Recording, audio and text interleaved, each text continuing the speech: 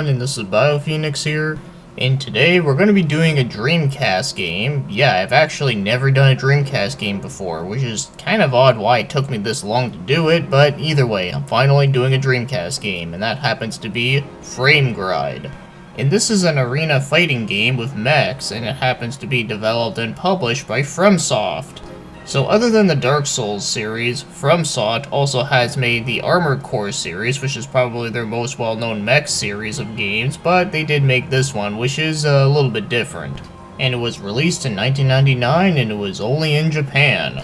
Now normally I'd be talking about the story at this point, but the thing is, this game really doesn't have much of a story. It's literally just about you trying to build the mech and just taking over different areas on a map, and yeah, that's literally it. It's pretty much like a mecha anime show if it didn't have any characters whatsoever.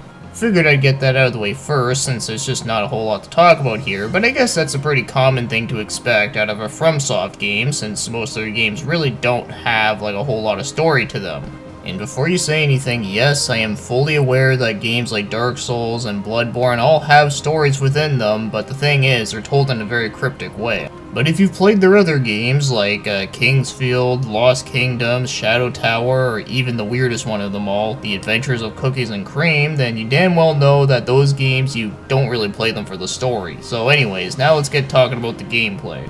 So when you begin this game, the first thing you do is that a bunch of knights start asking you what parts do you want for your mech. So you get to choose between 3 different ones for each part. So there's helmets, body, legs, and arm plates.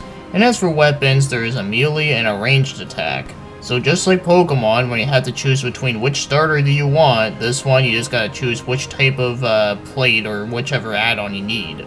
So after all this, you gotta name your mech and your squire, which is yourself. So yes, I have to name myself Assy, because just like in Dragon Seed, I gotta continue on the Chronicles of Assy, and I named my mech Cockslay. Couldn't call it Cockslayer because there wasn't enough room, but hey, whatever, this works. So now you get taken to the main menu, and there's many different options you get to pick. So battle is the main scenario of the game. Training is, well, you know, training.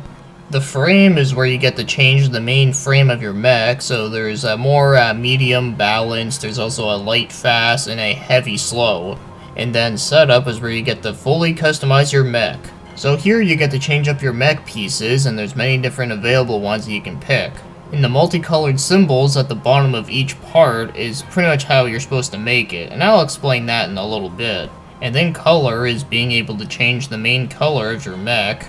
And Squire is being able to equip certain different squires to your aid, so you'll be able to summon a squire in the midst of battle that could potentially help you out. And then the combined option is essentially the way how you're supposed to make newer pieces and newer squires. So the multicolored symbols are materials that you need that you get to collect throughout the battles that you do, and you get to combine many different things. Like I said, like you get to make newer armor pieces, newer weapons, and of course newer squires. So that sums up all the things you get to do in the main menu, so now let's start talking about the battles. So like I said earlier, this is an arena fighting game, which believe it or not, the Dreamcast actually had a lot of arena fighting games. Just for some examples, there is the Spawn game, then there's Heavy Metal Geometrics, and then probably the most well-known game would have to be Power Stone 1 and 2. So if you have played any of those, you might have an idea of what this game feels like. But obviously it is a mech game, so you'll be able to do things like jump around, fly around, and your range attack is unlimited, but you don't want to use it too much since it can overheat. And of course you'll be able to use your sword and shield to do offense, defense. And because it is a fighting game, the objective is very simple. All you gotta do is just beat the everlasting shit out of your opponent. And yes, the game is a one-on-one fighter, but like I said with the whole summoning squires, there are certain robots that could also be shooting at you and stuff. And if you do destroy those squires, then you do acquire materials. So it is a good thing to take those ones out first. Now, before I end it off here with the gameplay segment, one thing I do want to mention is that, yes, you can grind in this game, so whenever you do the battle segments, you don't have to do, like, the newest mission that's there. You can actually go back to an older map and fight a random mech, and therefore you can gain newer materials and whatnot to make upgrades. So yeah, it's a pretty straightforward fighting game involving mechs. In some aspects, it does kind of remind me of Armored Core, which makes sense since it is from the same developer, although I haven't played an Armored Core game in years. In fact, I don't even remember which Armored Core game I played, I just remember it being on the PS1. So now let's start taking a look at the controls. And I do find that the controls in this one are pretty good for the most part, but I do find they do take a little bit of adjustment to. So the button layout is easy to understand, so A jumps, and if you press it again in the air, then you get to fly around for a little bit. B is the melee attack, and then X is the shield, and then Y is using the gun attacks. And then L and R is for strafing around the side. So the one weird thing with this game is the walking in the game is that you have to use the D-pad, and the one analog stick that the Dreamcast controller has is used for the camera angles. So I did find that felt a little bit weird, especially playing this on a more modern controller. But the one good thing about the over-the-shoulder view in this game is that you don't really need to like fully look around, since I do find that the camera angle itself does adjust itself pretty well. But you know, it would be really nice if you can actually take full control of the camera much more easier. But then again, given the fact that it's on a Dreamcast controller, obviously there's no right analog stick. But the overall controls do feel really responsive for this kind of game. Yeah, the game does feel kind of heavy at times, but then again, most mech games are like that, and it does make sense. So as for the overall controls on this one, I do feel they are pretty good for Dreamcast standards. So now let's get moving on to other things like the graphics, and the graphics in this one are really good. So I really like all the mech designs in this game. I think they all look really awesome looking. I mean, holy shit, just by looking at the front cover of the game, you can already tell that this is a pretty badass looking game.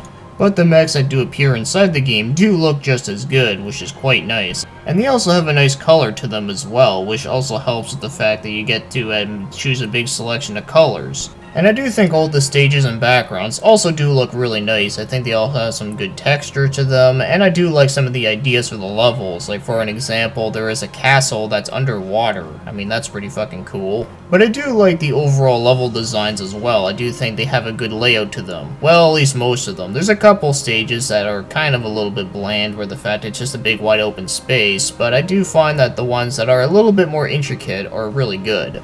But I'd say that there is more good stages that outweigh the bad stages, since there's a lot of stages in the game where you get to have a lot of room to fly around, and there's a lot of places that you can hide behind, like hiding behind rocks and walls and such. So when it comes to the overall graphics, I do find that they all look really good. I don't have much complaints about them. Like I said, the only complaint I have is that there's a couple stages that are a little bit more on the lazy side, but either way, that's not really a huge deal for me, because at least there is plenty of good stages to go around. And the textures and such still look really good for Dreamcast. So now, as for the game's music, unfortunately the music in this one really isn't that great. But that's not to say that I think that it's awful. No, the music in this game isn't bad, it's one of those OSTs where the music is just kinda there. Yeah, it's a very forgettable OST. The only thing I can remember about the OST is that there is one song that kinda sounded similar to a song I heard in Xenogears, which, you know, that's pretty cool and all, but other than that though, it's really nothing much to say about. But one thing I did notice is that the music, the way how it's composed, does sorta remind me of Lost Kingdom's OST, although unfortunately I don't think it's not nearly as good as that. But I wouldn't be surprised if it was done by the same composer.